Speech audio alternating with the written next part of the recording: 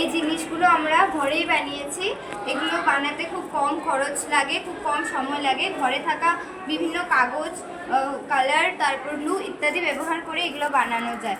বিভিন্ন পরিবারে আর্থিক সমস্যার জন্য বা পড়াশোনার সমস্যার জন্য আমরা এগুলো ঘরে থাকা কাগজপত্র দিয়ে বানিয়েছি, যাতে কারো নিজের পড়াশোনার জন্য বা পরিবারকে সাহায্য করার জন্য এগুলো বানিয়ে আমরা বাজারে বিক্রি করতে পারি বা মেলাতে নিয়ে বিক্রি করে অর্থ উপার্জন করতে পারি, যাতে নিজের পড়াশোনার খরচ এবং নিজের পরিবারের পাশেও আমরা দাঁড়াতে পারি এবং দেশের কল্যাণ। তোমরা এইটা বানাতে কি কি ইউজ করেছো একটু বলে দাও। এটাতে বিভিন্ন ধরনের কালারিং পেপার আছে, যেটা আমরা সহজেই পেয়ে যেতে পারি। তারপর এগুলো ওয়াটার কালার দিয়ে করা হয়েছে। এগুলো পেপারের সাহায্যে কেটে তারপর কালার করে দেওয়া, তারপর গ্লু দিয়ে আমরা সবগুলো আটকে দিয়েছি।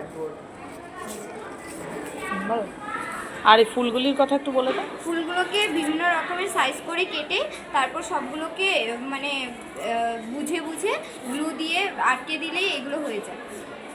ফুলটার বিষয়ে তুমি কিছু বলবে, বলো। কি কালারের ফুল বানিয়েছো? Green, yellow, light pink, blue আর রেড। আচ্ছা, আমরা তো এটাকে একটা মালার মতন তৈরি করে এটা ঘরে অ্যাজ এ ওয়াল হ্যাঙ্গিংয়ের মতনও ঝুলিয়ে দিতে পারি না? তারপরে এটা তোমাদের হাতের কাজ খুব সুন্দর হয়েছে। তোমাদের এইভাবে তোমরা জীবনে উন্নতি করতে পারবে বা আত্মনির্ভর হতে পারবে। যদি চাকরি না পাও, নিজের উপর নিজে বিশ্বাস রেখে অন্য কিছু অনেক কিছু বানাতে পারবে। আচ্ছা, ঠিক আছে।